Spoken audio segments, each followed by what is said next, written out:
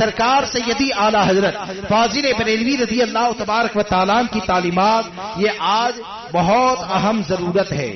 اور اس طور پر اہم ضرورت ہے کہ آج کے وقت میں آپ دیکھیں گے تو آپ کو نہ جانے کیسے کیسے فتنے نظر آئیں گے، یہاں تک کہ بہت سے جبہ ماما پہننے والے، اور کبھی کبھی تو ایسا ہوتا ہے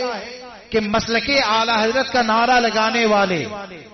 وہ دیوبندیوں کے ساتھ بیٹھ جاتے ہیں، سی اے کے نام پر، این آر سی کے نام پر، لاک ڈاؤن میں کھانے کو تقسیم کرنے کے نام پر، اور نہ جانے کیا کیا وجوہات ہوتی ہیں جن چیزوں کی بنیاد پر غیروں کے ساتھ بیٹھ جاتے ہیں۔ مسلک اعلی حضرت اور فکر اعلی حضرت یہ ہے کہ امام احمد رضا کی تعلیمات تم کو سچے علماء سے قریب کرتی ہیں، اور علماء کی صورت میں اگر کوئی تمہارے عقیدے اور ایمان کو لوٹنے کی کوشش کرے تو ایسوں کو بے نقاب کرنے کا کام یہ مسلک اعلی حضرت کا ہوتا ہے۔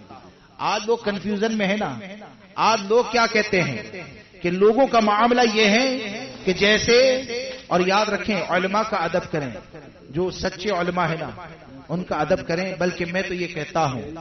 کہ جو مسلک اعلی حضرت کے وفادار علماء ہے، اگر مجھے ان کی غلامی بھی اگر مل جائے نا تو دنیا اور آخرت میں میرے لیے نجات ہے۔ جو مسلک اعلی حضرت کے وفادار ہیں، سچے ہیں،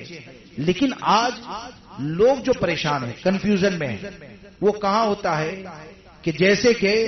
کسی مولانا کو دیکھا، یعنی مولانا کہے جاتے ہیں، دیکھا کہ کسی کے ساتھ دیوبندی کے ساتھ بیٹھ گئے،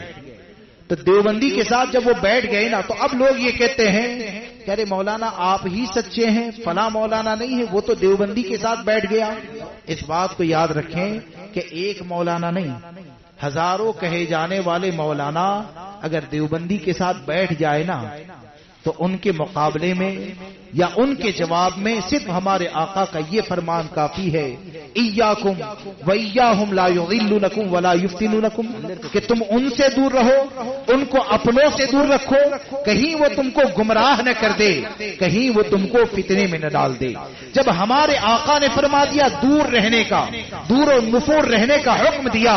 تو اس سے کیا سمجھ میں آیا؟ سب کے اوپر لازم یہ ہے کہ دیوبندی وہابی سے اپنے آپ کو بچائیں اور بچانے کی کوشش کریں، اور ایسے علماء سے قریب رہیں جو آپ کو متسلم سنی بنا کر رکھتے ہیں، اور سرکار اعلی حضرت فاضل بریلوی رضی اللہ تبارک و تعالیٰ کی تعلیمات کو صحیح معنوں میں تم تک پہنچانے کی کوشش کرتے ہیں۔ ورنہ یاد رکھیں کہ کوئی چہرہ ایسا ہے جس نے جبہ اور دستار پہن لیا، چند دلائل زبان کے اوپر یاد کر لیے، کسی مسجد کا امام بن گیا، اور معاذ اللہ اگر دیوبندی کے ساتھ بیٹھنے کی دعوت دیتا ہے، اگر دیوبندی اور وہابی کے حوالے سے کمزور بات کرتا ہے، تو یقین جانے وہ مسلک اعلی حضرت کا وفادار نہیں ہو سکتا ہے، وہ عالم دین کہلانے کا لائق نہیں ہو سکتا ہے، کیونکہ عالم دین جو کہا جاتا ہے وہ صرف جبے کی بنیاد پر نہیں کہا جاتا ہے، وہ دستار کی بنیاد پر نہیں کہا جاتا ہے،